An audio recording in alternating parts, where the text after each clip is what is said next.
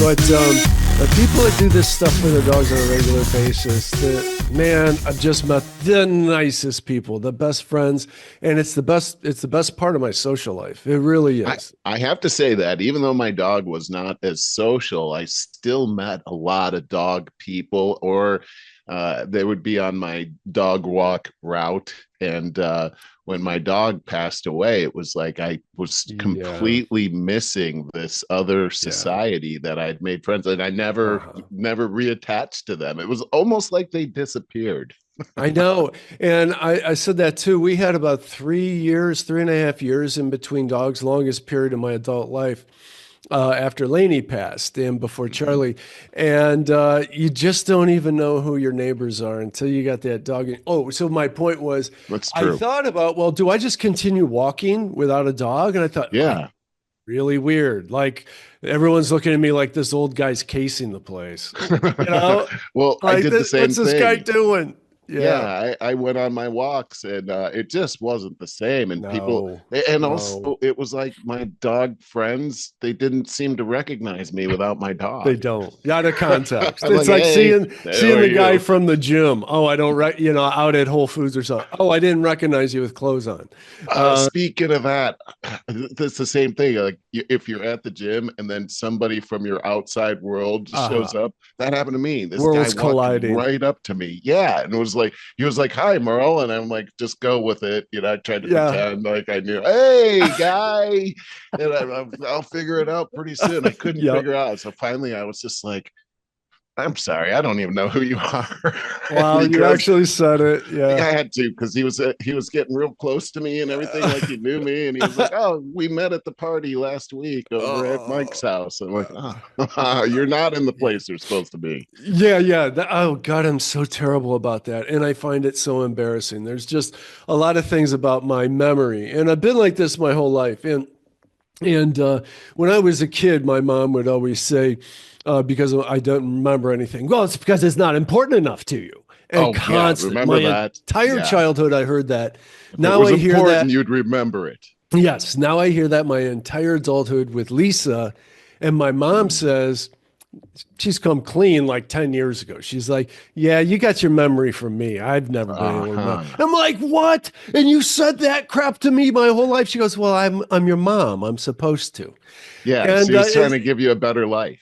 yeah, yeah. And so I've had this my entire life. It's just biological. I have a terrible, but I've said this on the show before. I know about how my brain works. I recognized it very early on. I remember concepts. I remember what people talked about and what it meant. Like if I'm talking about a psychologist Right, right. or philosopher or anything, but I'll never remember their name or where I heard it or the study or but I'll process, oh, there's some truth right there. Let's remember Right. that. The Yeah. concept. Yeah, and I find, we really memorize things through association. That's really the best way that we Yeah. learn. So that's Yeah. why if you see somebody and they're not in the place they're supposed to be, your association thing is broken. And Yes. so, but I tell you what, my mom, she taught me this thing when I was in high school, and it helped me through high school and college. Just And it tell me. wasn't a, it was, I'm trying to remember. It's like I can't remember it. Ah, that's funny. Yeah, it works so No, well. no, but it was an association thing. So it was a 1 through 10. If you needed to remember 10 things, it was like one, run, two, I don't know, blue. Like there was a rhyming thing that goes with each number. So Uh-huh. one, run. So, like, if you're trying to remember a list of 10 things, so the first thing you would associate with one is run. And then you would say, let's say it's photosynthesis you're trying to remember. So you're in your mind, you're associating like a photo that you're running towards that you want to synthesize, let's say, and they like picture this in your mind, and you this association you do where you program yourself to memorize these things. It was incredible how I could Hmm. remember Hmm. these lists of things through associating things. It actually changed my grades from average to well above Wow. average when I learned this when I was in the 6th grade. You And know, I'll tell you what, every time I'd come home with my report card up until sixth grade, I had like this nervous thing, and I'd hand it to my dad, and it would just be disappointment. I'm disappointed in you, Merle. But from sixth grade until forever, I never had that problem again. Wow, well, that's interesting. It makes me think of what I used to do. Like, I actually found college to be pretty hard. It was you had a lot of material to cover every week in all those classes, and my method that worked for me was I had to go to class. I had to pay Yeah, attention, you and did. I had to take handwritten notes because I didn't have to study much after that because I'd study just a little bit. I'd have to look at those handwritten notes and I could recall it. You made me think of it with what you just described. Kind of a Yeah, similar thing. yeah. I would actually see the answers on my notes. I would see the notes. Yes, I understand exactly what you're saying because Yeah. you hand wrote it out, and there's Hmm. something about your hand-eye thing Yeah. that it puts it There right in was your just brain. uniquenesses in there. It wasn't like typewritten, everything looks the same. There's Here's a, actual here's uniqueness to it. I love that one. Here's another one that I got from my mom again. Is so you got all these associations, but one thing is if you review something right before you go to sleep at night, there's something about what your brain does overnight processing the information that you just like gleaned over, so that when you wake up, you review it one more time when you wake up, and it just like locks it in there. I It's can believe really that. it's like your subconscious Yep, it's is more working on that. it's Yeah. more available when you're relaxed later at night. Yeah. Here's another thing. At my work, we had an exercise that we had to do. It was a training exercise, and we have a new product that's out, and they forced us into having to record our like a 5 or 6 minute presentation on the product recommendation, the key differentiators of the company, and then we had to record it and turn it in. And of course, everyone thought it was a big pain in the butt and they didn't want to do it, Sure. but we all did it. And I have to say that after I did that, it was like it locked it in once again. It made it so much easier to talk about Hmm. the concept of the product in front of customers and other people because I made it mine. Uh-huh. And Yeah. it was pretty cool.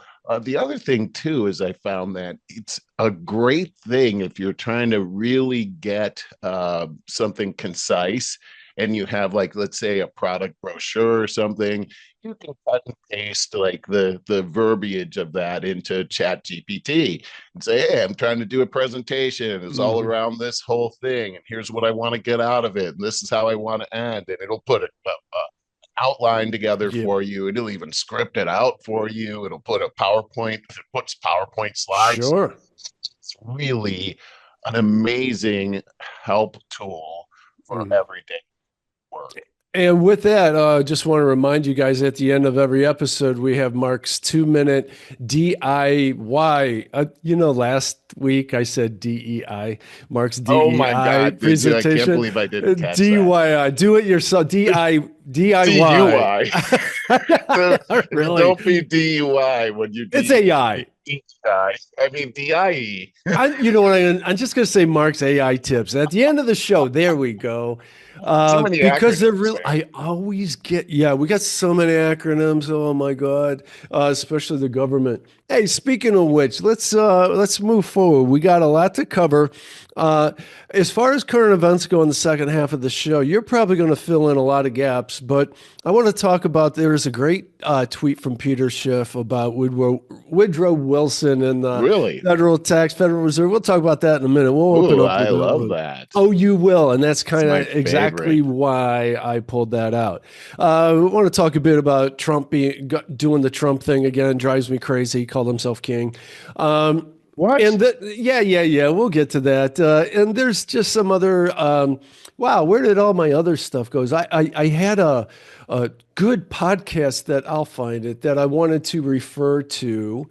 And whose was it? It was Tucker Carlson's, and but I'll find it. We'll talk about that. But what I wanted to, and it's about the Ukraine war and how that came about, and how we've screwed up with our foreign affairs for the last 30 Uh, years. well, we haven't been given the Good. real story. We've been given a packaged deception this whole Always. time, We're and always given there's propaganda. there's some very interesting history, and it's easy once you understand the history, you can easily connect the dots on what's happening today. So I think a lot of that's coming out now. It is. I think we're going to have a very long period of adjustment. I think you're right.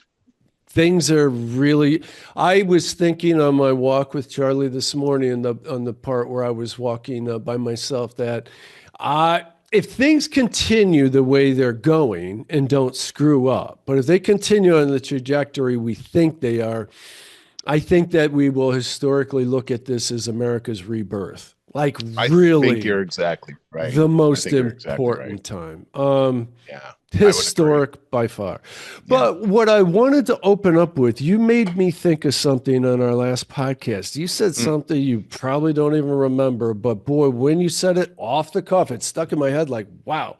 You said something like, and now we're in a day and age where most of us will never be able to retire. Yeah. And yeah.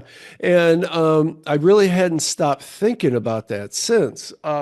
I've lived my life in such a way, self-employed since I was 27, and so I've always been in this precarious state of employment.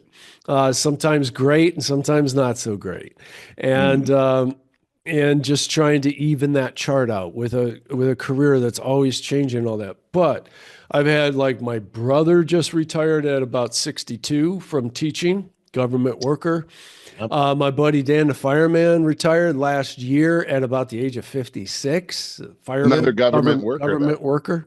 Man. And these are my points. But if you're not a government worker, and there's a lot that just got unemployed and are continuing to get unemployed now. Well, that's a Another, big deal, man. They're freaking out. They've mhm. never had to deal with anything like this before. Another way in which our country is being reborn and rebuilt, because basically we were on our way to becoming a true government run state. I mean, 100%. We were Yes, we were. so largest organization in the history of the world, the US government. That's right.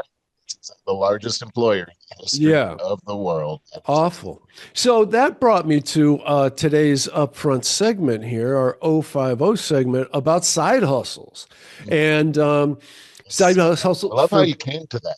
yeah, I like how you explained that. So, well, for yeah. people over 50. My whole life's been a big side hustle for, if you want to look at it that way. Wow, yeah.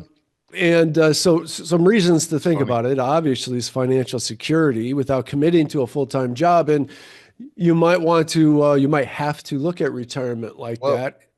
it's interesting. Your whole career has been self-employment, and on the other side, the grass definitely is not greener on the other side because the average tenure for somebody working at for another company is less than 5 years now. And so what we're Wow. looking at is that a lot of moving around and a lot of uncertainty about your career, about who you are, because people wrap their identity into who they are. I mean, in Yes. the last, our parents, our dads, they got jobs and they stayed in those jobs until they Yes. retired. But now we've had to deal with this, the big fish eating the little fish kind of thing, all of these mergers and acquisitions. Our parents never Changing had to deal economy, with that. Right. changing And so, technology. and you can lose your job. You can be the best employee for a company and lose your job the next There's day. no allegiance, right? There's no No security loyalty. out there. There's no loyalty from the company towards you, and there's Or really very it, little loyalty going the other way right. around It's too. So you not our have a grandparents' America. and you've got these federal employees now that are going to be experiencing this for the first time. Many of them are late in their careers. So I Yeah. have to say this. I've been thinking about this a lot, Barry, because in my career, it's been the same thing ever since 2000. It's like a different job every 5 years. I have a different job, Yeah. and at first, when you first start experiencing this, the first time you get laid off, it's like the end of the world, man. I Uh-huh. mean, it Yes. is traumatic. Maybe the second and third time are pretty traumatic too. I mean, I went through like a seemingly midlife crisis as I went through a couple of these, and then you just kind of start to get used to this. Like, okay, you have to Yeah. learn to You've live done it below your before. means, Yeah. put money away because this is going to happen again. You want to make sure that you can live out up to a year without having Yeah. additional employment, so that if something were to happen, you can fall back on that. Meanwhile, using your critical thinking skills, because you're not so emotionally screwed up, Yeah. you can figure out something else to do. But I'm telling you, these people in those federal jobs, they've had tenure, so they've never had to deal with any kind of mentality like this. And I'm telling you, they're going to need help. They're going to Yeah. need Yeah. help from their families and friends, and they may even need some therapy, man. I mean, Yeah. this is a tough hill right here, but Well, you could one that can start right be here. overcome. Yeah, Right you on. could start right here at the Little Council because you're absolutely right about everything you just said. So financial security, you might need a little help there. This is a way to flexibly work on your own terms and find personal fulfillment for once doing something that you enjoy. And for Ah, me, I think that's number one. I say this all the time. I thoroughly believe this with all my heart, is we got to do something with our days. And if you don't have some kind of purpose, some kind of goals, something that you really enjoy, I think you uh, start dying. yeah, for sure, for sure. And I some mean, people look at do that better than others, but a lot of us, like me, I need something to chew. I need a bone to gnaw on, you yeah, know? yeah. I think for especially for men, like Yeah, idle minds for men, pretty much yeah, you're going to end in agreed. a bad place. That's why we're also better off with partners to keep us Yeah, a little more on the straight and narrow because we just aren't good on our own, left to our own yeah. devices. I gotta say, there's a lot of retirement communities around here, and I hear stories like these single men, man, they're on the prowl. Yeah, Like these they say widowed it's because men, of Viagra. the Viagra belt. I Yeah, mean, yeah, it's like they're back in college again, and it's just like take it's a zero sum game. They're out there to score, and yeah. it is like, okay, kind of living for yourself, and I don't know that there's real happiness in that. I don't know, Maybe there dude. is. It I seems think empty. about that. I think about that a lot because very purposefully lived my life in reverse of that. Very rare person in this regard. I partied my ass off up until I was about 40. Yes, you did. Yes, I did. And I played the field the whole way and all You of did a that. real good job of that. I did. I did. Yep. And I'm honestly not proud of that. I don't recommend it. I think the people that I admire the most are those ones that the guy and the girl who found each other in college because they're both from really good families and they all both wanted the same thing and they live happily ever after, not without their trials and tribulations that we all have along the way, but you know what I mean. Yeah, I do. And it's not the not a common story anymore, It's right? not. It's not. It's Well, rare. that's why we really need to get back to. I was thinking about this. I was writing something about this morning somewhere. I've had a long morning already, You but have. I, I am such a staunch independent. I say that all the time, fiercely independent, and yet I keep getting thrust as the world parts. This small segment of the world goes further and further left and expels everybody that doesn't agree with them. I was expelled a long time ago. I'm a conservative now. I mean, there's You finally admitted it. This has been oh I, it only took 5 years. dude. I want to always say that I'm a proud liberal, classically speaking, a Right. class. But then you got to I'm kind of explain like a what the hell that conservative is. now. Yeah, yeah. You I think know? these classic liberals now are viewed as conservatives now Yes, because we've gone yes. so far left. Yes, yes. So here's my point is I say this a lot, is like people don't like to talk about it. But to what you just said, wow, that seems so rare now where people from good families find themselves in college and have like-minded goals and live happily ever after. We need better parenting. We need to get back to conservative Oh boy, parenting. got that right.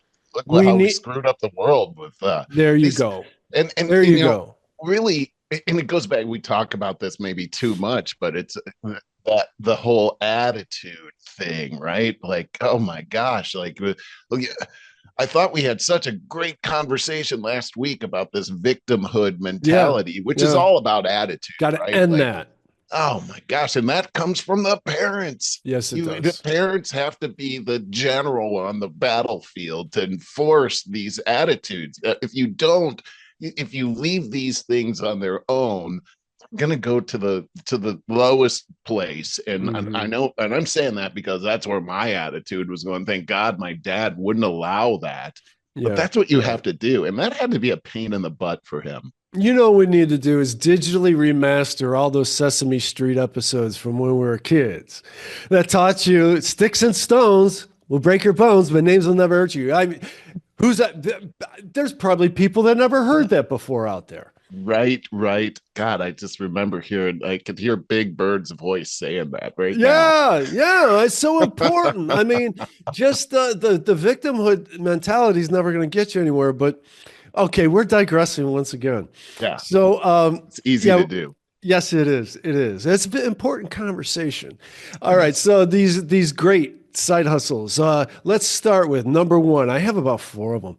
Oh, cool. Number one, dude, this one is near and dear to our hearts. We've talked about it many times over our 5-year tenure. Consulting and freelancing. Examples: Hmm.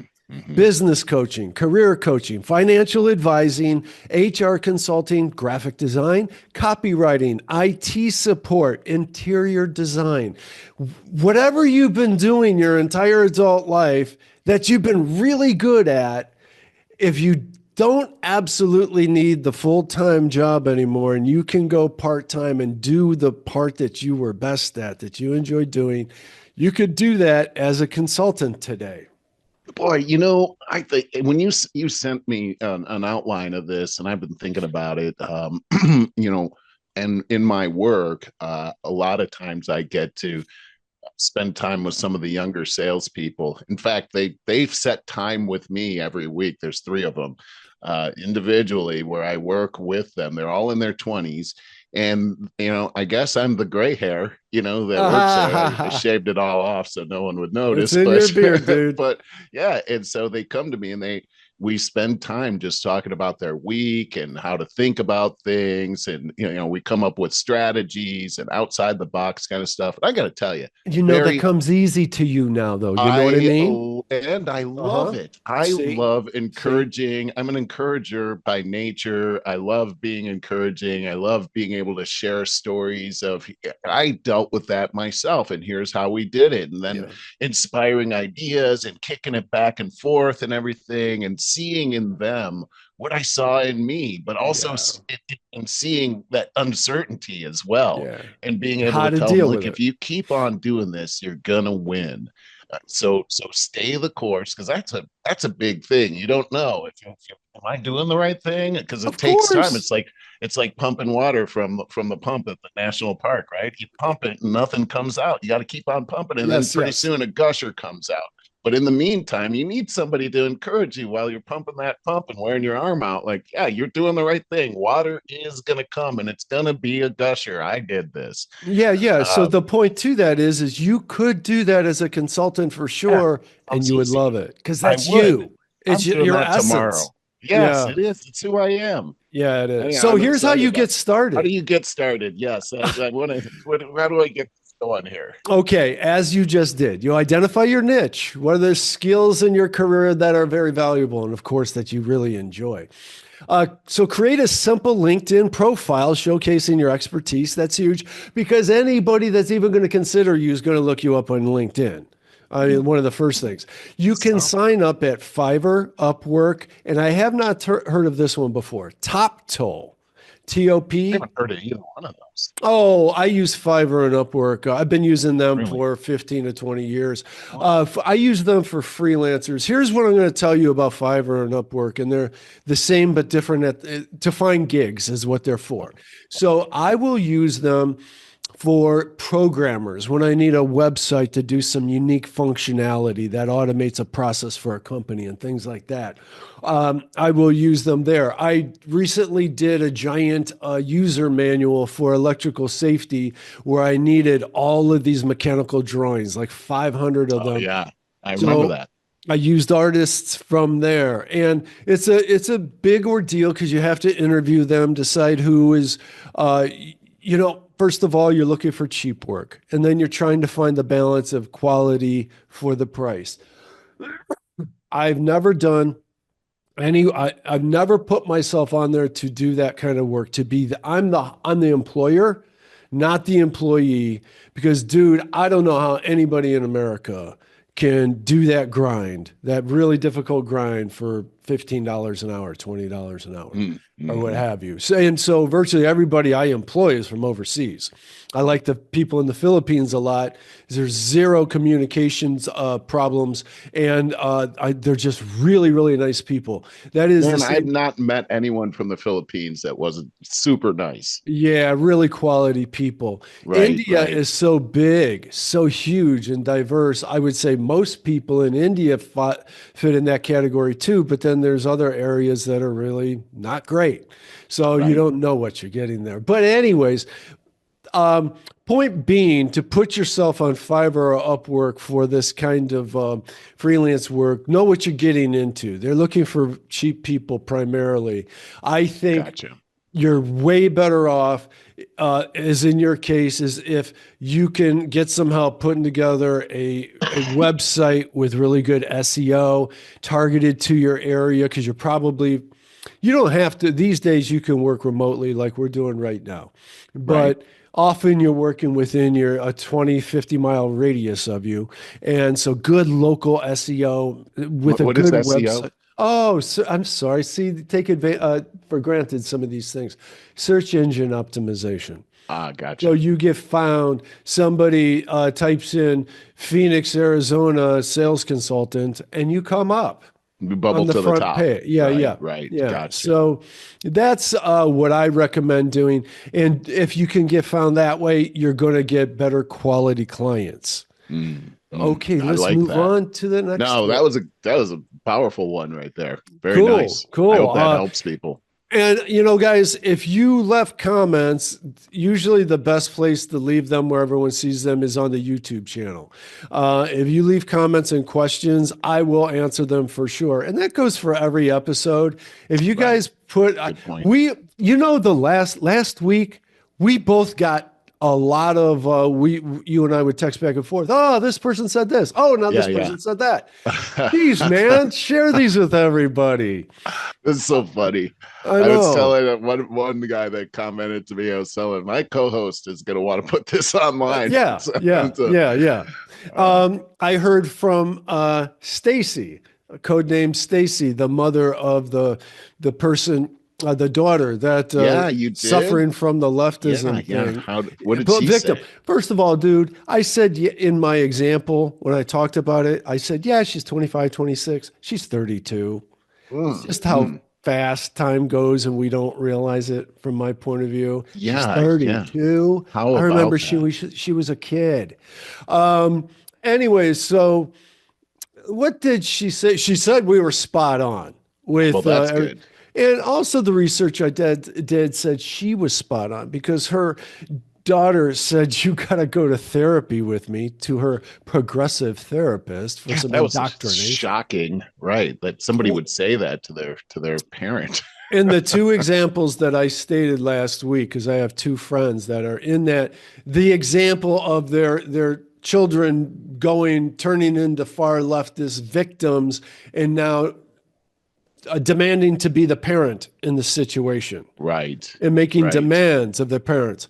And these, both of these adults said heavy no to the demands. Right. And both are suffering the years-long consequences of their relationship as a result, but it's still the right thing to do. You can't keep Yeah, it doing would it. be a lot more suffering if you went down that other road. It'd be endless suffering for both Right. parties. Yeah. All right. Back We're to moving to your next yeah. gig here. Teaching and tutoring. So you could do this online or in person. So examples, teaching a foreign language, music lessons, professional coaching, Merle, corporate training, and online marketing. So that one's like right up my alley. I could teach that stuff. And one example is my Ula, Charlie's best friend. Well, Ula's dad is Human Charlie. Human Charlie and my friends down the street. Human Charlie and Tori, his wife, are taking Spanish lessons down the street on Lee Road. And during this session, they're the only ones. That's just them and the teacher, 1 hour a week. They could have done. Yeah, yeah. But he has up to 10. He just told me last night that it's $75 per person per hour.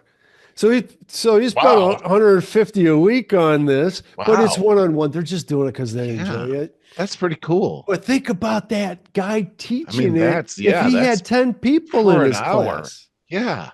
I mean, whew, I'd be doing that all day long. I mean, how many? Yes. Like 5 of these a day. So from what from what I understand is he owns some small shop on Lee Road where that's all it is a bunch of small shops. And so he does this as a side gig. Wow, but it's a nice side gig. Really cool. Yeah. And now they both know you told me about a really good app for learning the second language. Duolingo. So Duolingo is an app that you can download on your phone. I'm on day 345 now. Wow. Yeah, so that's the thing about this program is that you have like this streak and you don't want to mess up your streak. And so it plays on your whole psychology and it reminds you hey, you wouldn't want to lose that beautiful 345-day streak. Yeah, Spend that's 5 great. minutes and do this today. It totally works on me. It makes me mad. Like, okay, let me look at it. And it's kind of fun. And now after 345 days, I find myself hearing people speaking Spanish and knowing what they're saying. I'm still a little too shy to go in there and start talking to them. But the other day, Anne Marie and I were down by this lake, and there was 2 guys fishing, and they were speaking Spanish to each other, and I kind of tell what they were saying. And I was like, "Hey, I want to ask them if they caught any fish in Spanish." Anne Marie was like, "Don't do that." So I totally chickened out. That's interesting what you say.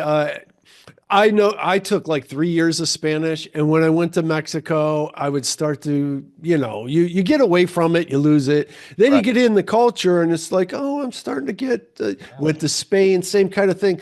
But the point is, it's like NFL football. You hear about the college quarterback goes into the NFL, and the announcers say, yeah, the game is slowing down for him now. Well, that's what it's like with Spanish. It's like, when you're rusty with it, they speak way too fast. But you start getting adept at it again, and it slows down for you. Great analogy right there. Yeah. But my real point to that is, so you got this kick-ass app that Human Charlie and Tori know about it, and they're like, yeah, that's a good thing for us to use in between. But we like going to this class and doing I could see that. I could totally see that. And so what I'm a great saying thing to do too. It's a valid thing, a part-time thing that you can do out there. And the music lessons, teach guitar. And, it's never too late. That's another thing we're learning. Like all your life you wanted to play guitar. You can do it. Yeah. You don't think you can. Because I've tried to tell myself in my 30s that, oh, well, it's too late to learn this. And my brother just hassled me about it until I finally was like, actually, he totally tricked me into it. But I'm so glad he did. And now I've been playing for like 20 years. I pretty much just play for myself. And who cares? Sure. It's such an escape. It's meditation. Do that. Your connection is bad. There's just times it's really. Yeah. but it's meditational, and the reason for that is when you're playing is it takes those 3 or 4 different parts of your brain, it needs them and uses them, so the brain's not wandering off in different directions. It's really Yes, good for you. yes, it is. Stick with it.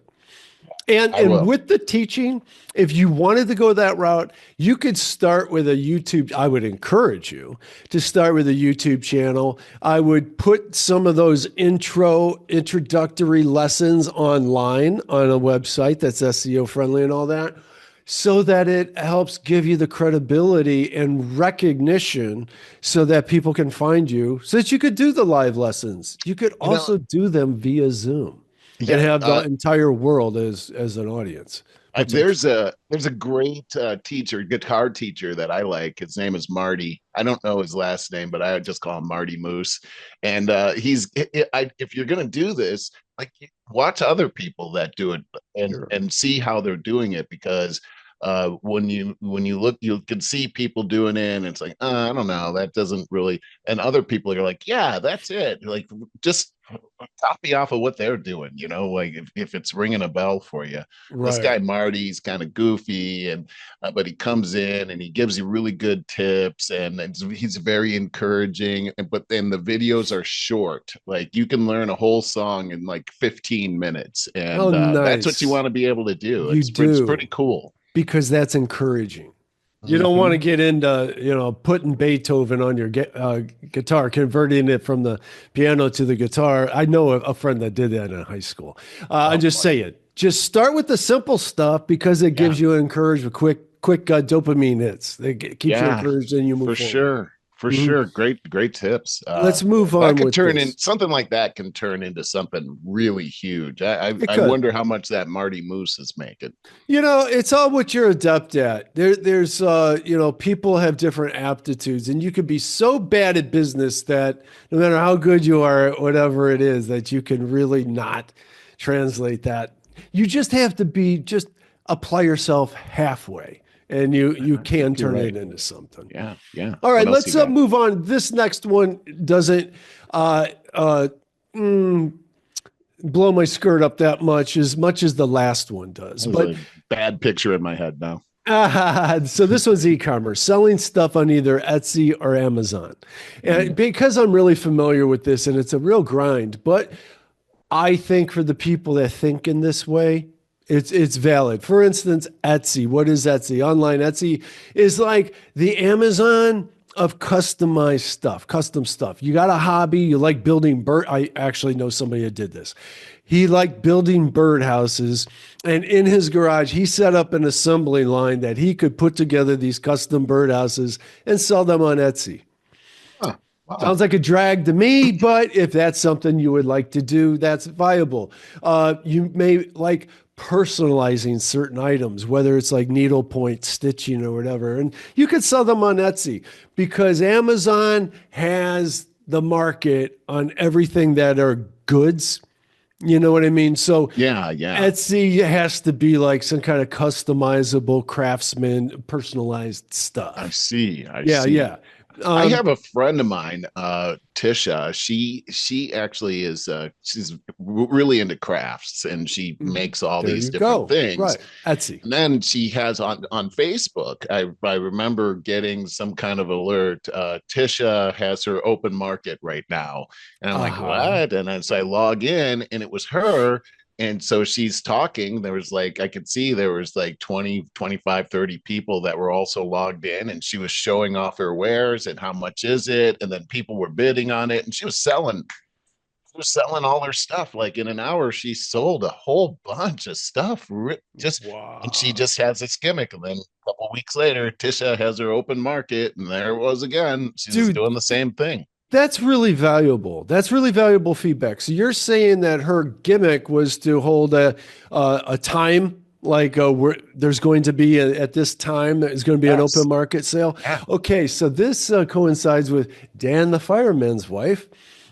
She creates these baskets, hospitality baskets, and she's been selling them to local hotels, the fancy hotels, to use in some companies. And it features native Cleveland items, like So Ohio Thoughtful. wine and Yeah. Mally's chocolate and different things that are native to the Cleveland area or Ohio. How cool is that? And she has been marketing it via Facebook. But since I don't go on Facebook much, I don't know if she's kept up with it.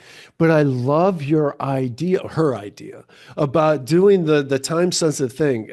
Sales is always, if you could put a time limit to it, what's the word? When you put some pressure under it. But there's the word for it. But that it's a really good trick that really works. Limited time only. Only this many items left. What a great idea, though, the Cleveland thing with the baskets. I was just thinking about how I stayed at the Renaissance right next to Playhouse Square, downtown Cleveland, and how, somebody coming from out of town and getting a basket like that in their hotel room, that would be a really special thing. What a cool, and I imagine they pay good money for that kind of stuff. Yeah, for sure. Absolutely. How creative. These are great ideas. Yeah, they really are. I hope I hope it really does something for somebody and we hear about it and we can share that story. Hint, hint. Nice. Yeah. Just want to say on the Amazon part of it, for those of you that wish that you could shop for a living, now you can. If you wanted to, you peruse Facebook Marketplace, Craigslist. Yeah, be careful with that one though. And thrift stores to find resellable items like vintage. Have your own vintage store. Create your own vintage brand and resell those things. You can open up your own store. Great idea. Wow. And now you're shopping for a living. Yeah, so shopping for a living. There are a lot of women I've heard say that over my life. A lot of women love shopping, man. Yeah, you didn't marry those women. Yeah, right. I gotta tell you, Lisa hates shopping. Bonus. Even clothing. She'll just order 4 of the same thing in different sizes or whatever, and just send 3 back so that she doesn't have to go to a store. I like that. That's pretty cool. Yeah. I don't like shopping either.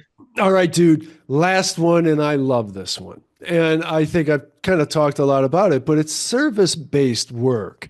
And I'll jog your memory here in a minute. So you can think of it like pet sitting, home organizing, handyman work. I'm a handyman. Non-licensed personal health assistance. We talked about this a couple of weeks ago when I was talking about my mother-in-law finding an assisted living apartment building. There's a girl that lives in that building who provides, by non-licensed, what I mean is she doesn't have a nursing license. Right. Personal assistance for these elderly people. And so she charges like $10 a week for this, $10 a week for that, $20 a week for this. She'll take them to doctor's appointments, go grocery errands, prescriptions, make sure that they get in and out of the shower, laundry. There's all these things within her apartment building that she can. Wow. Mm-hmm. Wow. How industrious. Dog walking. There's a lot of things that we can do that if you're like me, somebody that likes to be doing, and if you're retired and you like 3 hours a day, if I could do something I could make a little bit of money at, think like that. Mowing freaking lawns. All right. Yeah. But handyman work, sure, absolutely. And you can Everyone help out needs your a community. handyman. Yeah. Mm-hmm. Yeah. But I really when I found out about that epiphany of this personalized health assistance. Yeah. That's a good one. It's a really good one, but you got to have the aptitude for it because you're really dealing with a lot of people with Alzheimer's, different stages of that, and they can get nasty and not remember shit, I think there's a theme here, and it is you have to do, like you just said, that you got to have the aptitude for it, and it's got to be something that you genuinely love. You got to have a lot of love. It gives you fulfillment, and I remember my cousin telling me something one time where I was asking him what he did for a living, and he said, I haven't worked and I don't work. And I'm like, well, okay, but I know you do because I was in his I remember this story. Yeah. And he just said, when you love what you do, it's not work anymore. And I was pissed. Yeah. I was working, man. Yeah. And I get it. that's And I love that's what such I a do. great theme Most of for it. life. Right. Hmm. Exactly. I love what I do too. And so it's fun. I like what I do. It can be frustrating, but thank God I love it because that helps me to get over the frustrating parts. Yeah, and that's what I like about this personal assistance thing is that if you're the right person, like if your act is together, in other words, so that you're not a needy person that complains about everything, you're just a normal, Yeah. well-adjusted person, then you would get so much back from that personal assistance thing because you're helping people all day. It's Yeah. very important, man. You're dealing with love there. Boy, you just said having the right mindset, and we talked a little bit about attitude and the victim mentality. Like Yeah, if yeah, you have yeah. the victim mentality, stay away from this one There you because go. this is Because not going to work for they're you. going to be your victim. That's the Right, thing. exactly. There's not a abusive person alive that doesn't see themselves as the victim. Think about that. That's the That's a truth. happy statement right there. Yeah. Well, it's Yeah, the truth. I could see that being the truth. That's Yep. why they're lashing Yep. out. Because they're feeling victimized. Uh, Very, very perceptive. okay, we got the good stuff. I want to get into this one because it's just got you written all over it. Okay. Let me share the screen on this. This was a tweet from Peter Schiff, economist. Um, it says, you could see it, right? Yeah. Okay. Since Princeton University is removing Woodrow Wilson's name from its buildings due to his racist thinking and policies, I think we should also repeal the federal income tax and the Federal Reserve, as both acts were signed into law by Wilson, letting either law stand as racist. Wow. So I had to do my truth seeking on that. I don't want to get Yeah. duped, right? Princeton University is now the subject matter. In June 2020, Princeton University removed Wilson's name due to his racist views and policies, particularly his role in segregating the federal workforce. Now the subject is the federal income tax. The 16th Amendment, which, you know what, Merle, why don't you read this? Can you see this Yeah, okay? I can Because this actually. is your jam, not mine. So the 16th Amendment, which authorized the federal income tax, by the way, the first article of the Constitution makes federal income tax illegal and unconstitutional. This was changed in 1913 when it was ratified during Woodrow Wilson's presidency. However, the groundwork for it was laid before Wilson took office. That's true. As Congress passed the amendment in 1909 and it was ratified by the states before Wilson was inaugurated. The Federal Reserve This Act, one, Wilson this one. did Mm, sign. Yeah, yeah. he did sign the Federal Reserve Act into law in 1913, creating the Federal Reserve System. That arguably could rank him as the worst president in history for that act alone. I totally agree. When you take a look at the system that's been created, I think we've talked about this before. It makes each and every one of us an indentured servant. And when you take a look at what we've learned through Doge and how all of that money has been siphoned away from each and every one of us, and how dare you ask where that money went, Yeah. all of that has everything to do with Woodrow Wilson. By the way, Woodrow Wilson is also the person that really created the first blockbuster movie. And it was called The Birth of a Nation. Birth of a I Nation didn't was know that. the first blockbuster movie. And he actually had it shown in the White House. And after it was finished, he said it was like the truth written in lightning. And that quote actually caused the movie to become not only a blockbuster movie, but it inspired the rebirth of the KKK. Birth of a Nation was about how it was about pre-Civil War, post-Civil War, and how the KKK was glorified as the protectors of white people against the savage, newly freed slaves. And that's why, and Wilson said it was like the truth written in lightning, reestablishing the KKK, which had been dead for decades. And that reestablishment happened on Stone Mountain, Georgia. So this, and also a big bastion in Indiana. this led also to, this was at the beginning of his presidency, he resegregated the U.S. military, got us into World War One, put together Ah, the your League your of Nations. your audio there just for a second. I'm sorry. It did what in World War One? He got us into World War One, Oh, but he okay. segregated the military, so which had been desegregated after the Civil War. um, Wow. which he also was the one that put together the 14 points for the Treaty of Versailles, which actually created World War II. And Wow, our dude, he was favorite things terrible. our favorite thing, the United Nations, which gives us the World Economic Forum and the World Health Organization, was his brainchild, and that was inflicted on us. So Oh my it was God. supposed to be the organization that stopped all wars, but we can see that they're actually the instigators of war. And our military industrial complex was birthed out of the Wilson administration. So, all Oh of these my things, God. including the bureaucratic world that we live in, he started that whole thing. Also, censorship. He was, once World War One started, he's anybody that criticized him or his government was thrown in prison. Real Uh, how could that happen in America? it was okay, it's a really interesting thing when you take a look at the progressives and where it was birthed. The first progressive president was Wilson, and it had a lot to do with banking and how his whole thing was to soak the rich, to bring these rich people down so that everybody else had a chance. But really, you and I both know what that actually means. It's never that. It's actually creating an elite organization of rich people where it's just a big redistribution of wealth.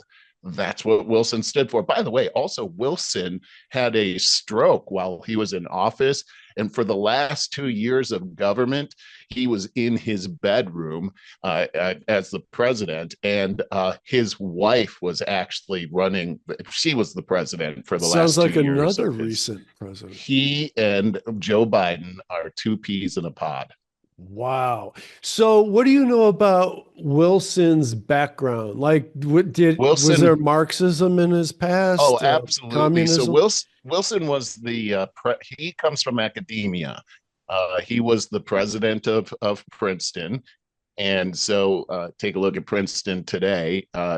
His whole thing was that the Constitution was a living document and changed with the times to mean different things. And so he was the perfect stooge for the progressives, much like Obama. Hmm. He was actually inserted into government by very powerful people that wanted the Federal Reserve.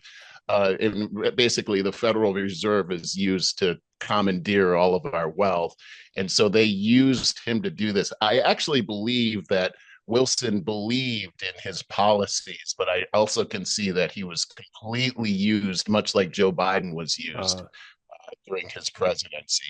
He was completely it once. Okay, so he moved from Princeton to the governor of New Jersey. Again, he was placed there, much like you see a lot of these other politicians that get placed there, like Pritzker in Illinois. He just comes from a billionaire family. That's his only prerequisite. How did he get in there? Well, he's a billionaire. He paid people off. This is exactly how people from academia get into government as well, namely Wilson in this case. But that's where he comes from. gotcha.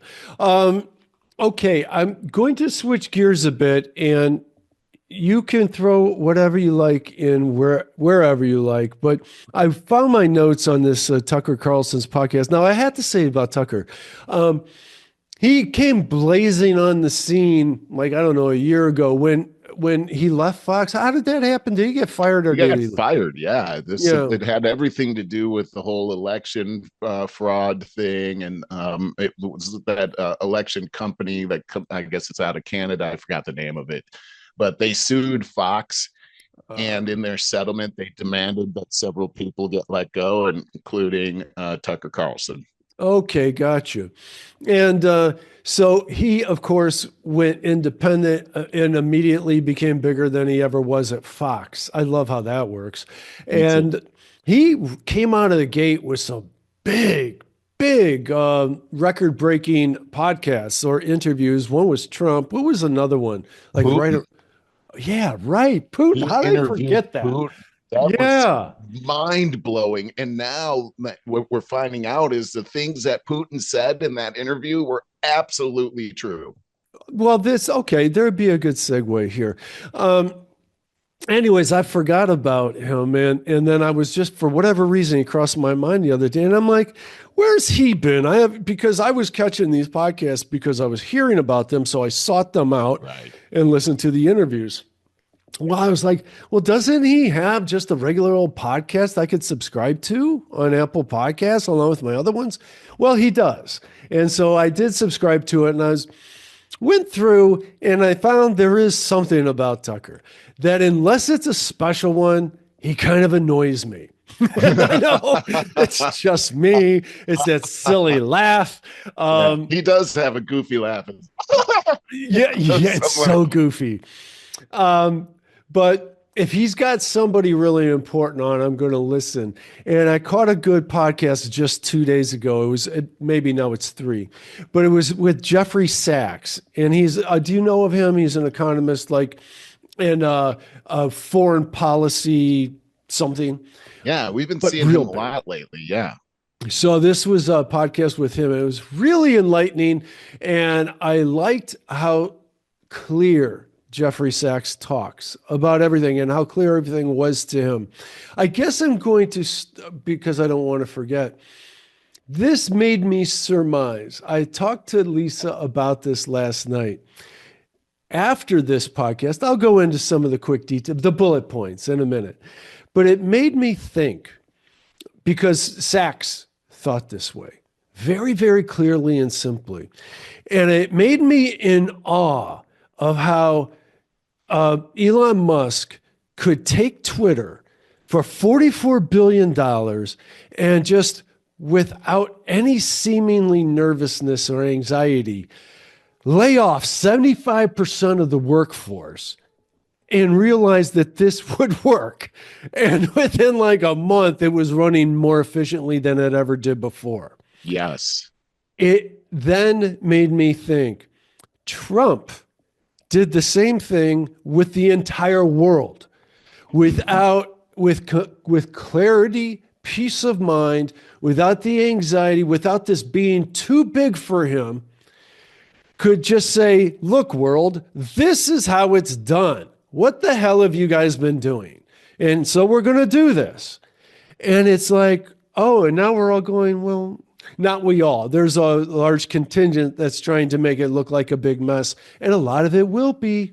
And a lot of it will look like a mess along the way as the wrinkles get ironed out. Know that. That's true. We're going to see that. But for these special people this is a lesson that I'm taking from it myself that I'm trying to share, is for just not to let things look too big for you. Maybe they're more simple and clear than you're letting them be. Whether it's your own business, your own side hustle, your own whatever, can't you just look at it in more simple terms? And maybe it's a lot easier. Maybe the tried and true methods can apply here as well. So when Jeffrey Sachs was laying out how he has watched the stupidity of 30 years of foreign policy in utter amazement, and would tell people that our foreign policy is stupid. And he said Joe Biden, oh my God, he warned everybody. So I guess he's was a Democrat, who's pretty much ostracized like every other thinking Democrat. Right. He warned everybody that Joe Biden's foreign policies were so disastrous that he would alienate the American people. And the American people don't ever vote on foreign policy. That's like number 5, with immigration, economics, war, everything else like above just general foreign policy. But he was right that Joe Biden's foreign policies from the disaster that was the way he pulled out of Afghanistan to listening to the dumbasses that got us into the Ukraine war, and then the way Israel's been handled, everything, complete I just disaster. think about how Joe Biden would say, and they're all out there. The world is saying, they're back. America's back. And then you see him go out to these places where he's fumbling Yeah, around and going the wrong direction. And it's yeah. like, really? They're saying America's back? I have a hard time. I think they're saying something else, Joe. I heard a rumor they're still looking for him out in the Amazon when he wandered out in the jungle. That That was the best when he went aimlessly. I mean, I mean, a wild animal could have just nabbed him right there. it's not like he Ran could off defend with him. himself. You know, so Sachs laid out what I'm trying to do is encourage you guys to go listen to this podcast because it was maybe an hour and a half, but it was a very, very interesting and eye-opening hour and a half. And of course, he laid out how things started like in the Clinton administration back then in the 90s. That Clinton was such kind of a he could come off smooth, but he was a bumbling fool for a large part. And he could be sold a bill of goods on a lot of things. But with NATO, how we broke. Oh, he was talking about the arrogant attitude. So the fall of the Soviet.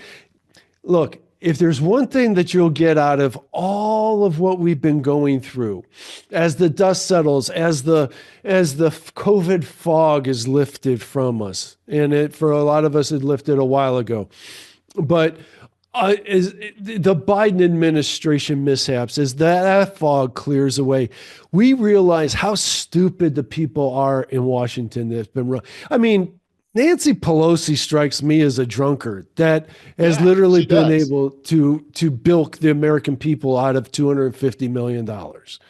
I mean, this kind of stuff. This has now got to change. But okay, so Sachs was talking about how the arrogance of America, of the politicians, that when the Soviet Union fell, that, oh, hey, we're the one and only superpower now. So what we say goes.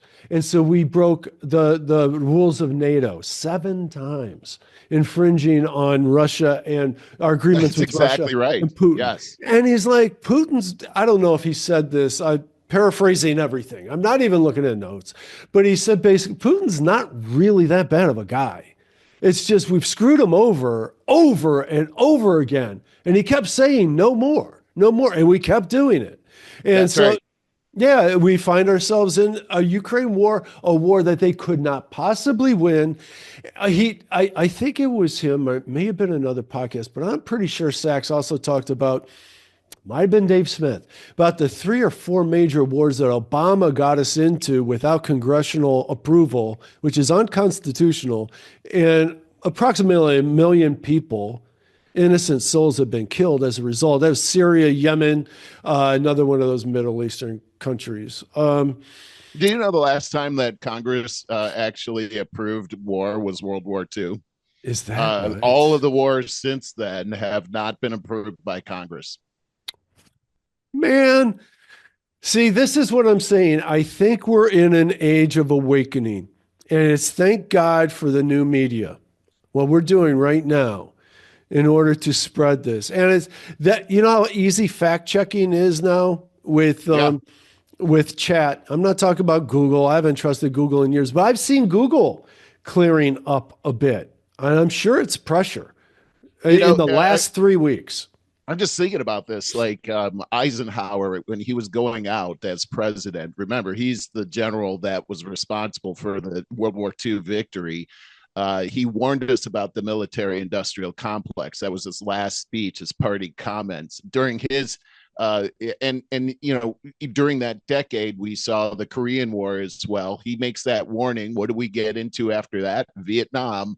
This very long, drawn-out war, lots of costs. Remember, at the end of Vietnam, they threw all the equipment into the ocean. Remember seeing videos of helicopters being thrown off of the back. So all of this money, the military-industrial complex, we just wasted all of that stuff. So that We they can lost make the new war. stuff. Yeah, And and we lost. That's exactly right. And then we lost the war. We got a black eye, but the military-industrial complex wins. At the same time, they delete JFK, who was trying to get out of this whole thing with the Vietnam War, and it looks like. It's going to be interesting to see this JFK, RFK, uh-huh, MLK report. It looks uh-huh. like our presidency has been commandeered ever since then Yes, until yeah. now. Uh-huh, uh-huh. And of course, we would be called conspiracy theorists for just uttering such a ridiculous thought. Yeah, isn't that crazy? I'm crazy Like now. Just saying it. every other conspiracy theory is almost becoming synonymous with hidden truth these days. But you know who came up with the term conspiracy theory, right? Woodrow Wilson.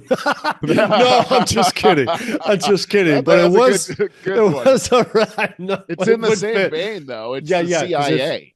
yeah, It's yeah, the CIA yeah, coined the term conspiracy theorists all around the JFK assassination, yeah, which I yeah. am quite certain they were responsible for. So Yes, I am it's a too. way of what do we call it? Gaslighting. It's how Yep. we gaslight. It's Yep. the original gaslighting, is what it is. Right, right. So let's see if there was anything more I wanted to cap on that. There will be as soon as we get off of there. God, there was something else I wanted to say to you. Oh, I just wanted to put in an aside about the reckless nature that we with which we go into these wars because it lines a lot of people's pockets, and the deity known as Barack Obama that close to 1 million people is predicted were killed in his wars that he got us into that they don't talk about, by the way. You will not find corporate media talking about that. My point, it's a subject matter that is going to be ongoing for another time, but I've mentioned this to you before, Merle. I think it's such bullshit that we talk about the value of human life. You put a few bucks behind some people and say that they won't be held accountable. They don't care about human life anymore. No, they don't. You're exactly right. And that's what makes me so concerned about what we're going to discover in Ukraine, because it's been completely unaccounted for. We, Yeah. we really don't have news cameras there. I mean, really, every war we've been in, we've had news cameras there since Vietnam. We don't know what's going on over there, yet we're the ones that are sponsoring the whole thing. We are hearing rumors.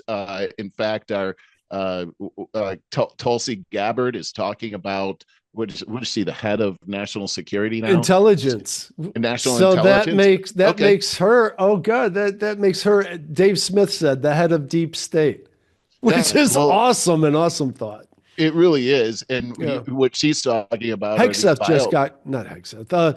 I'm sorry. I just wanted to say Cash Patel just got Cash confirmed. Patel and RFK Jr. So I mean, things are about to change here. And Mhm. when we take a look at Ukraine, back to Ukraine again, Gabbard is talking about the fact that we have operational biolabs there, and that this is something that one of the reasons Wow. that Putin attacked. But the truth is coming out about Ukraine, and what Trump is saying is that the Biden administration and also the Zelensky administration has no wherewithal whatsoever to end this war. It'll never end unless Right. Trump jumps in there. But in order to actually solve this, we actually have to look at the truth on how this started. And when you take a look at what happened back in 2014, where this war actually began, you look at how the United States was involved, and this character named Victoria Nuland, who was I think that the USAID had a lot to do with this. They staged a coup in Ukraine through our CIA. They got rid of the current president, put in our own government there. We actually selected who would Yeah. be in there, In the name and of then democracy. the war started right away. And here you had Kiev bombing the eastern area of their own country, saying that it was the Russians, and that they're killing their own people anyway. We've talked about all of this, but the bottom line is we've been sold a bill of goods on what's happening in Ukraine. I think back to when just before the war started in the State of the Union, I think it was one of Biden's first where everyone on both sides of the aisle are wearing a Ukraine pin in their lapel. Yeah, And it's like, what government do they actually support, yeah, and why are they all in, Republicans and Democrats? And when you think about the military industrial complex and how each and every one of them are invested in that, and then you take a look at their houses and how they live in multi-million-dollar houses, but yet they make less than $200,000 a year. It kind of tells you what the picture is here, that we have absolute corruption in the swamp. There you go. I do want to mention that Sachs, God, I really want to encourage you guys to listen to that. It's only a couple days old.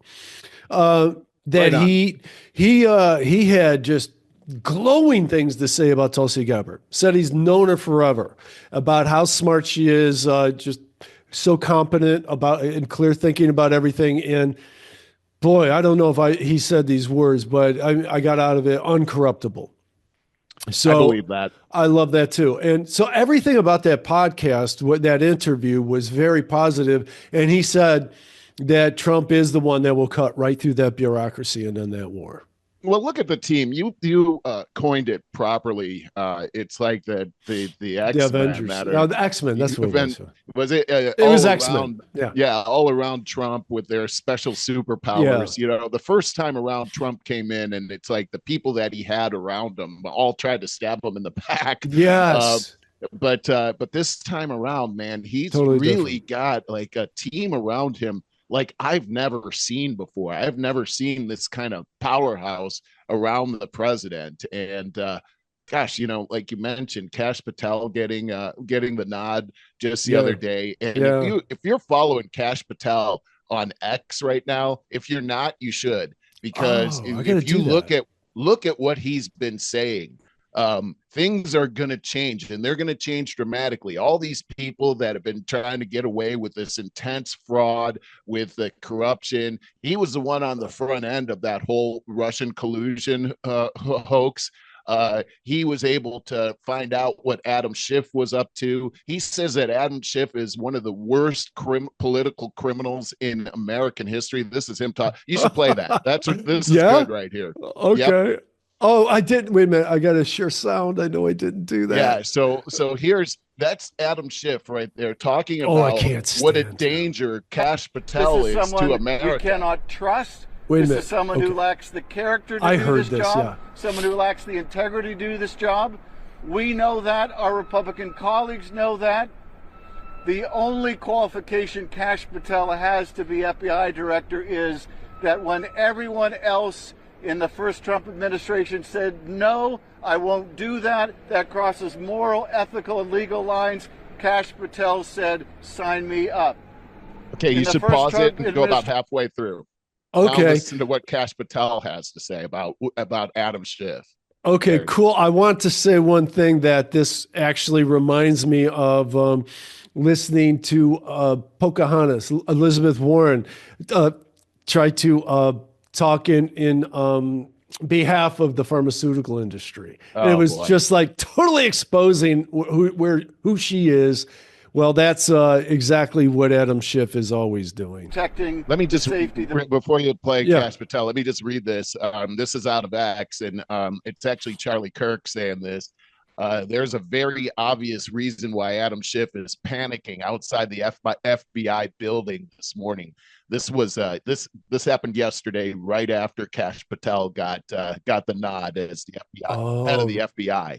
So now, when you play what Kash says, you'll understand exactly why Schiff is saying that. And these guys, I can't imagine, unless you have no conscience, which I don't think Schiff does. Right. But I can't imagine living under this kind of pressure they're going to be under, because the gig is up, man. Yeah. Oh God, it's been so bad. Is the worst criminal in Congress in the last 250 years.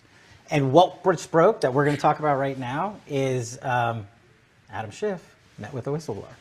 Adam Schiff went to the podium day after day after day saying, I know nothing about this. We're not going to discuss it. We're going to protect it. And then Adam Schiff, led the prosecution of the impeachment trial in the Senate of President Donald Trump. Talk about someone who was conflicted out of the game, because he was part of the hoax that brought Charmella in, manufactured that false accusation, and then peddled it out to the world. And he continued, not surprising, he's lied about almost everything in his life. But now he lied. Should I stop here? Is that enough? Mm-hmm. Okay. Yeah, that's good enough. It's not just Schiff, but he's one of the top guys that isn't going to make it. He's not going to make it. I hope so, because we talked about this before. Over our 5-year tenure, especially early on, we used to talk about all the obvious, hands caught in the cookie jar. This person's going to prison for sure. It'd be like Schiff or one of his compadres. Nothing would ever happen. We talked about that. Just some mean tweets would get sent out. So is it going to happen this time? I'm not going to say anything more until somebody like Schiff gets prosecuted. I want to see. Show me. Here's why I think this is going to happen is because never before have we had somebody that Pam Bondi, head of the DOJ. Now you got Patel, he's head of the FBI. You've got RFK Jr., head of Health and Human Services. He's going to make America healthy again. And you've got all of these guys were persecuted by the left, nearly thrown in prison, had their attacked their families, attacked them using lawfare against them. Yeah. So these people are hell bent on protecting America because they know that they're a symbol of the American people, that the attack that happened on them is happening to everybody that believes in the American Republic. We've all been attacked. We've all had. I lost my job over this whole thing. I've had. They tried to take my unemployment back over that they paid me over this whole thing. I wasn't allowed to go places. They get this, and now we've got the bases covered. They're not, and the truth is going to come out. We see all the fraud that's happening. We have the receipts now, so people are awake to this whole thing. Now the exposure through X, where it's not censored any longer. We've got this great highway to put the absolute truth out there. You see how Trump got the popular vote. The will of the people is what's happening. And let's just talk about something interesting here, because they put this together in a very, very smart way. Look at Doge, for example, how they're trying to get rid of, Elon Musk, he's unelected. They made up this bureaucracy, and it's unconstitutional. It hasn't been approved by Congress. And I did a little bit of research on it. Well, we talked about this a little bit. No, they didn't make up the bureaucracy. It was the United States Digital Service that was actually made up by Obama to be able to look into our digital assets, meaning computers and databases, to look for absolute overspending. Now that they've renamed it Doge, it still doesn't change the fact that it's an established organization, and it's absolutely there to look into these finances.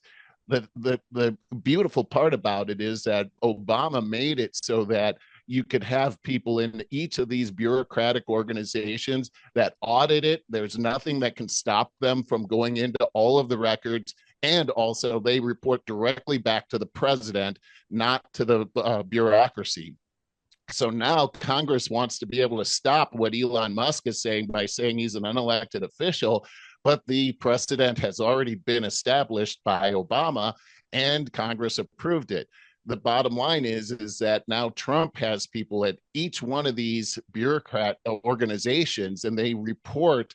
There's nothing they can do to stop them from going into each and every one of their databases, and they report directly back to the president. And now they've made a constitutional argument that when you take a look at the Constitution, you look at the second article, which is the one about our executive office, it's all executive decisions are vested in the president. So now they've got they've used a weapon that was formed against them, and now it's being used for the benefit of the American people, and there's not a damn thing that anybody can do about it. this is where I just feel like once they can put the truth out there, then nothing can stop prosecution of people that have actually benefited by selling out America. I think that is speaking to a very big, one of the few very big subjects I had for today. I did want to say that I thought I had a meme when you're talking, a meme that some guy says, so you're concerned about, you say that Elon Musk is not an elected official. Now tell me about Fauci. And I thought that was really funny. That's a good one, man. So let me ask you, I'll go ahead and share my notes on this. Because there's just a lot here. So there's two things I find that kind of go together here. And now is one, Trump said on Truth Social, long live the king. He just ended his tweet or whatever you call that with that. And I do hate that. I said I hate this side of Trump. And I really do. It's like, dude, you just can't help but to put your foot in your mouth sometimes. Like he can't stop himself. You know, it was exactly like, and it takes me back to that horrible place I was in when he did the debate with Kamala Harris and he said, they're eating the dogs. They're eating the dogs. It's like, dude, you really said that, you idiot. But anyways, this comes at the same time of, and we'll see this kind of thing over and over again. Trump signs bombshell executive order to make himself the most powerful president in history as he enacts controversial constitutional theory. So this is your realm. This stuff bores the heck out of me. And I haven't spent my entire adult life looking at this stuff the way you do. Yeah. This reminds me of, I remember hearing that Congress during the Obama era set up so many things to give him so much unprecedented power. And then they got really scared when it became obvious that Trump may be president because of that.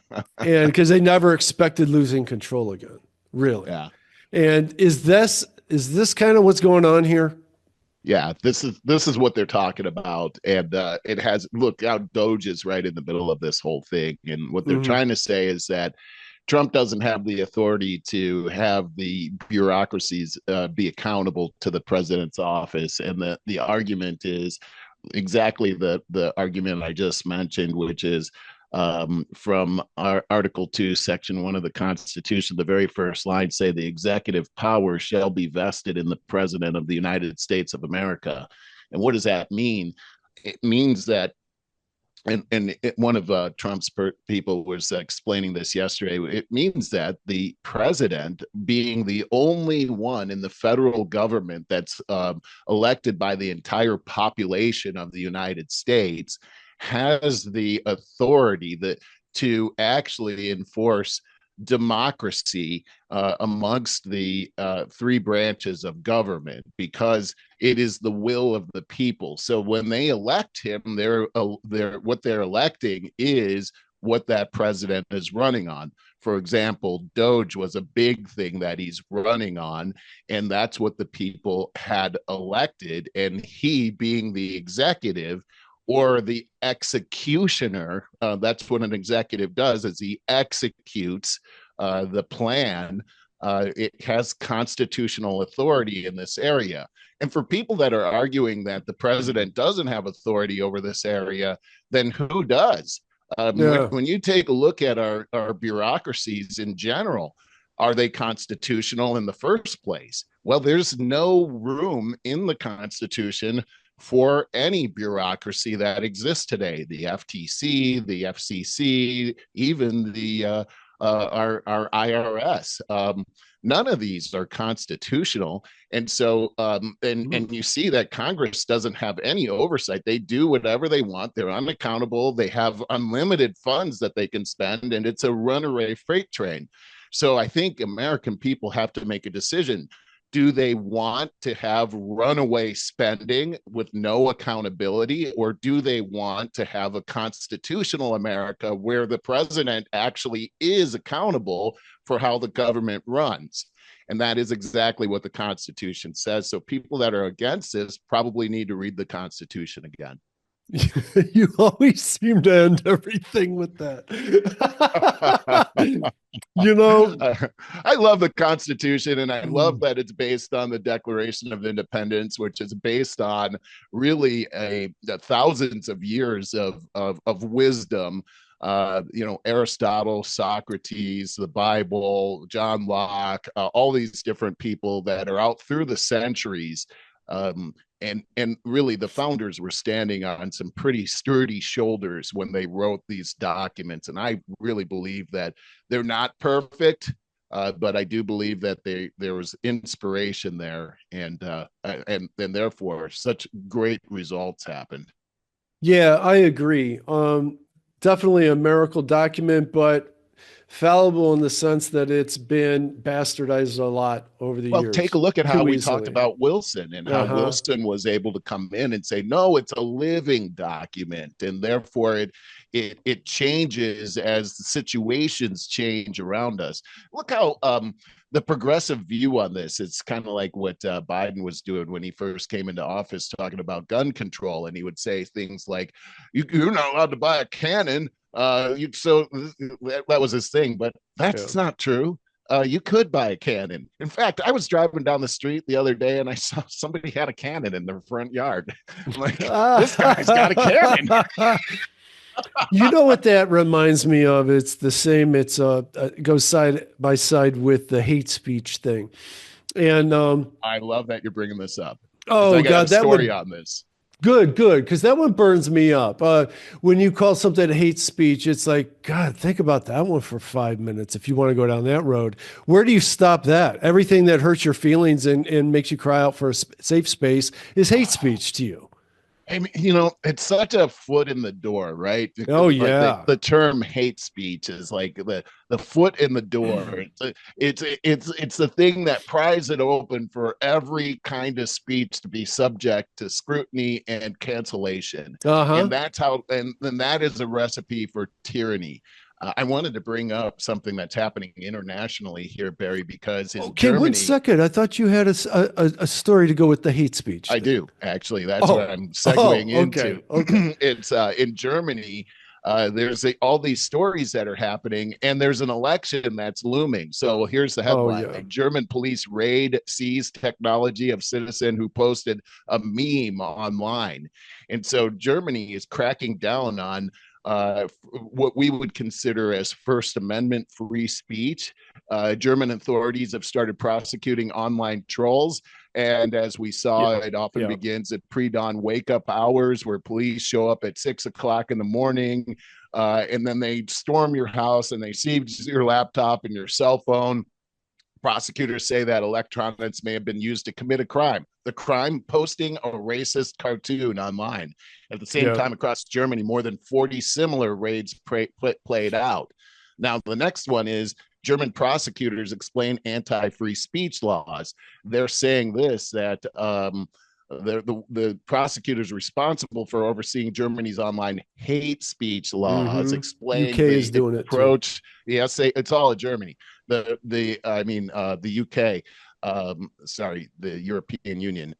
They say it's free speech, but we tell them free speech has limits. Let's see, it's the foot in the door. The laws prohibit not just direct threats, but also offensive remarks, reposting controversial content, and even liking certain posts. So there's there's no limit to this whole thing. And I'll say that I heard about this one too, is that the incident that you specified there, the person getting arrested for a racist tweet, they never shared if it was a tweet, I don't remember, the racist social post, it was never shared. Because somebody's like, well, can we see it? Can we see what you are considering race? Oh, yeah, they never show it to you. Right. Now, J.D. Vance was in Germany, and he was saying that insulting someone is not a crime, and criminalizing speech is going to put real strain on European-U.S. relationships. This is Orwellian, and everyone in Europe and the U.S. must reject this lunacy. Well, then on let's see, CNN or CBS host Margaret Brennan claims the Holocaust was caused by free speech, and in an interview with Marco Rubio, that was good. Do you have that? I That was like the best I've ever seen Rubio. And here it was that she was saying that I'll find it. What's her free name? speech. Her name is Margaret Brennan. Okay. And she was there saying that free speech was weaponized to cause the Holocaust. This was on Face the Nation. That was so good. Talking about this whole thing, and Rubio comes back and completely destroys her whole argument. But this is the whole thing. Let me just continue here. That there's an election happening in Germany right now, and so it's a widely maligned Germany. They've got this party that's been gaining support and is seen by many as the only potential party to take seriously issues like unchecked immigration, which is plaguing Europe. This election is between the incumbent, which is Scholz, and then we've got the Social Democrats, Merz, and then the candidate of the mainstream conservative Christian Democrat Party. But the one that's in the lead is this woman named Alice Weidel, and she is what they call far-right anti-immigration alternative for Germany. And here's something that she says is that within the first 100 days, we'll completely shut Germany's borders, cancel the subsidies for asylum seekers, and carry out mass deportations. Sound like anyone you know?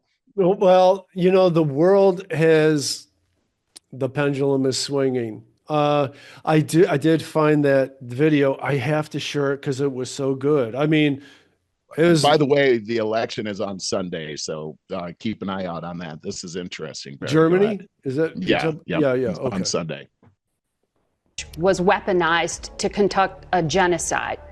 And he met with the head of a political party that has far-right views and some historic ties to extreme groups.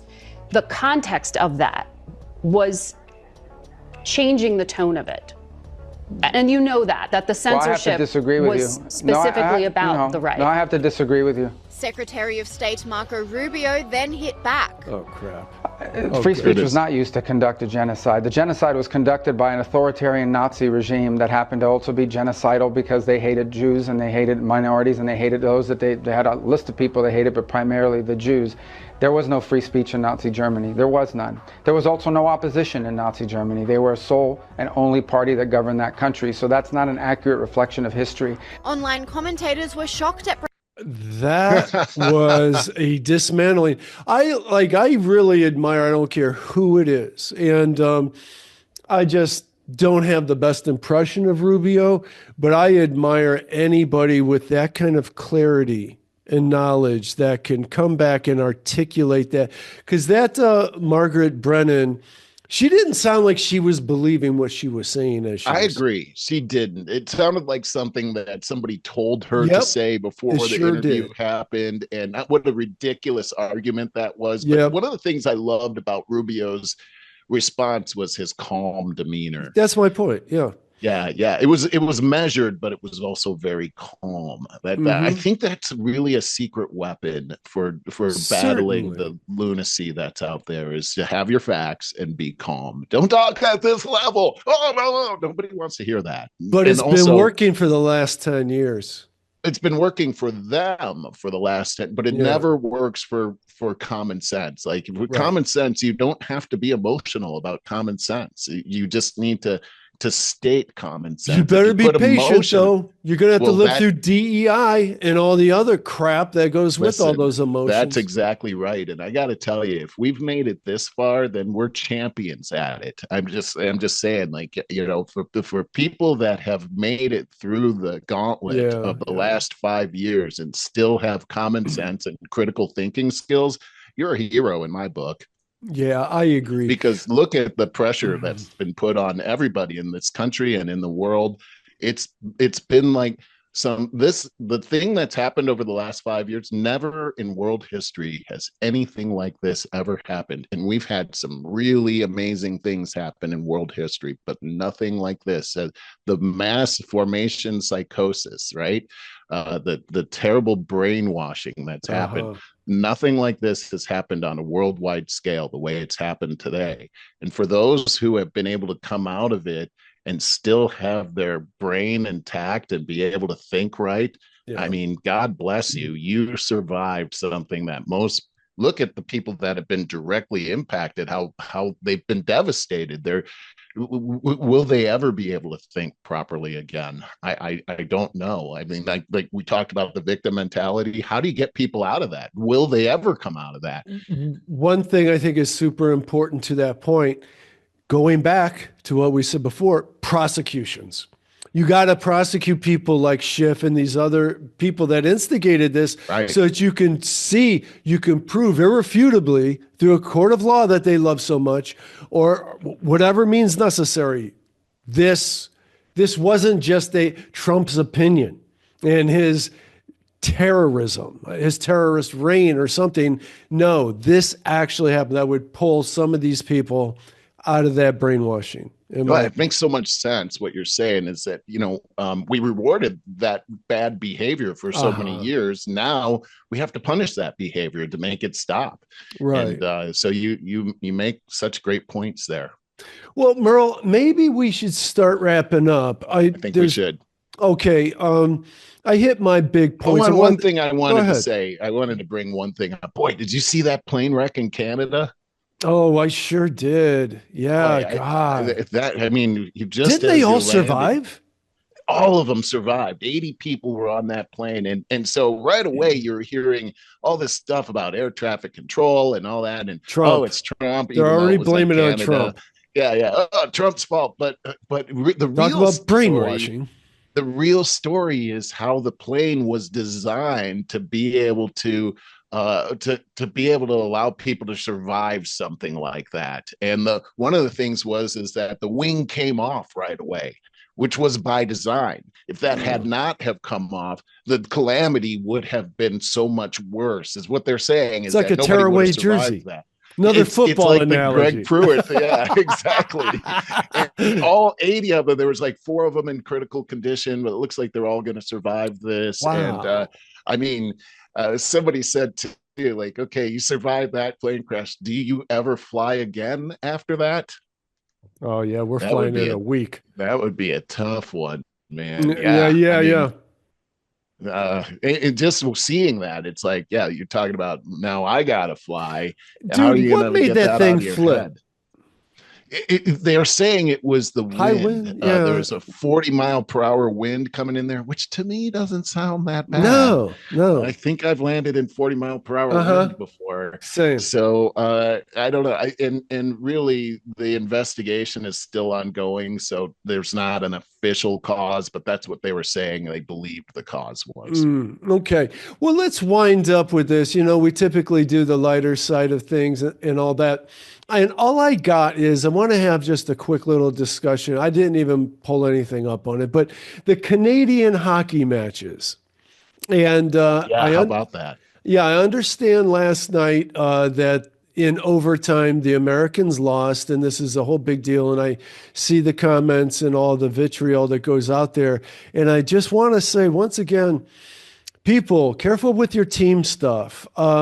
It's really great. It's like, here in Cleveland, we always had the Pittsburgh Steelers versus Cleveland Browns rivalry, which hasn't been worth a damn in 30 plus years because of how bad things. But I'm saying that nonetheless, is that if it's fun to root for your team, okay, that's cool. But you know what this gets back to? This gets back to parenting to me. But how about if you teach some decorum and sportsmanship? That, great, do your damnedest to hate those people while you're playing your game and so you can do your best. But at the end of the day, have some sportsmanship, have some class, have some human decorum. both sides. I mean Canada, I mean the United States, I mean Cleveland Browns, Pittsburgh Steelers, I mean Ohio State, Michigan, whatever. No, it's a game, but at the end of the day, we're all human beings and we should all be going for the common goal, and that is health and happiness and prosperity, peacefulness. Yeah, I couldn't have said it better. Yep. I've been caught up in that kind of stuff before, and then learned that no, this is just a game. Yeah, and and treat it that way. This is just a game. But as I thought about the booing that happened a couple of days ago over our national anthem, I try to put myself in the Canadians' seat. And I could easily get there. Yeah, me too. I mean, if the president of Canada was talking about making us their new state, the bitch. Yeah, exactly. I think if I showed up at the stadium and they played the Canadian national anthem, I could see myself being really upset about that. That's another Trump thing, man. That when he drives me up a wall. Especially if I was the weaker nation, right? Of course, you're defensive. You have every reason to be defensive. Somebody brought up the fact that, well, Canada's always threatening to annex California. And I'm like, well, that doesn't make me mad at all. They could have it. I've never heard that before, but yeah, they could have it. Please take it. We'll sell it at a discount. We could just, all the people there that say they're going to move to Canada, we will just ship them to you. Yeah, you and we'll just leave that, but we want the property. No, that actually dovetails in with part of what my current event stuff was about when Trump put out the congestion pricing is, quote, on Truth Social. Congestion pricing is dead, Manhattan. Manhattan and New York is saved. Long live the king. For what that's worth, I had to go and look that up on corporate media and see how that was being handled. Long live the king, New York Times says. Trump likens himself to royalty. On the Hill, Trump declares New York safe from congestion. Long live the king. There's all of, they're having a field day with that. And then, of course, back to the point about what happens in Canada with all of that prodding that he did to the Canadians, it's not surprising that this did happen. I don't like that side of Trump. I can celebrate these other victories all day long, happily, gleefully, thankfully, that we are turning things around in this world, not just this country, but this world. And I think Trump's going, if it continues on the course that it looks like it's going to continue on, Trump is going to he's going to immortalize himself, obviously. He already has, but to a great big degree. In the turnaround of world history here. But God, this other side, this pettiness, it drives me crazy. Yeah, I think it's one of those things where it's like you're never going to have the perfect guy as the president, right? So you got to get the best choice that's out there, which we obviously did over Kamala. But I mean, if you're going to have somebody that's going to take on all of this like a cowboy, you're going to have the kind of a cowboy mentality as well, and he definitely has that, and that's what's made him the great person that he is. And so we're gonna have to, he's not gonna change. We're gonna have to take that too. Well, but I get your point. You said to me, and your brother Scott said to me at one point on the phone, I don't know if we ever said this on the podcast, but I was talking about how, oh my God, Trump, you guys act like after the assassination attempt and everything, which is so understated what happened there. Right. But you guys were talking all biblical about it and everything. And I said to both of you, and you guys replied with the same thing, separate times though. But you said something, I want you to clarify this. You said something like, he's not God. He's not Jesus. He's sometimes God appoints a very imperfect entity to do his bidding. I would say all the time he does. I mean, take a look at if you take a look at the Bible, take a look at the apostles, the 12 people that he picked. I mean, all right, the first gospel is Matthew, right? All right, the very first guy is a traitor Jewish faith. He's tax collecting for the Romans. The tax collectors were notorious for taking not only tax for the Russians, but tax for themselves to put in their own pockets. They were ostracized. Then you had these fishermen, right? Like, okay, these definitely aren't scholars here. These guys are, just hardcore blue collar workers that are afraid all the time. You see when the chips are down and Jesus really needs them, when he's up there at the Mount of Olives and here comes the Roman army, what do the apostles do? They run. Okay, so and then Peter has his chance to say during the trial that he's with Jesus, and when they ask him, he says, "I don't know him." And so I'm just trying to say that God picks the weak vessels so that he can display his glory, so that it's all God and none of us. And so that's the beautiful thing here about Trump. What a fallible guy he is. And yet you can see God's fingerprints on everything that's happening, where we're like the damsel in distress, that we're hemorrhaging our lifeblood in the form of billions and trillions of dollars. And none of this was even visible to us, but yet we all had a feeling something like this was happening. Now, our God is a God of revelation. He's going to pull the curtains back so we can see the reality of what's actually happening. And he's using Trump, seemingly a fallible, weak vessel who thinks the world of himself. He's a perfect guy for God to use for his glory. And that's how I see it. I see Trump as just like you see him. And but yet I see how these superstars have been attracted to him. Even his loss the last time around, if he hadn't lost so horribly, none of these exposures would ever have happened. So it seems that all things are working together for the glory of God right here, even Trump's mistakes. Yeah, that's a perfect place to end. With that, hey, everybody, go to over50startingover.com, spell that all out. Sign up there. You'll get all this dropped into your email box as it happens. Go to YouTube, sign up, subscribe, and share, but leave us a comment. For God's sakes, let us know what you're thinking about all these crazy things that we say. We will talk about it on the show. Sign up at Apple Podcasts, Google Podcasts for Androids, and listen to us as you're at the gym and driving home from work, to and from. And now we have Mark's AI thing coming up. Thanks. And perfect. Hello there, over 50 starting over friends. Mark Tennant back with you with your AI tip of the week. This week, how to use ChatGPT to maximize your workday. Well, it's been a few weeks since we've been working with ChatGPT and AI. Now we're going to take that learning just a step further. But first, I have to ask you a favor. It might be a pretty big favor for a lot of you, but I need you to quit using Google. Stop it right now, or maybe just for today.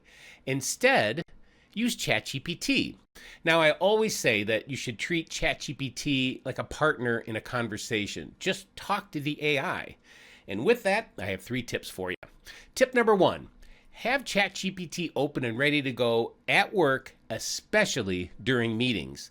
It's kind of like talking to a coworker who might be working remotely.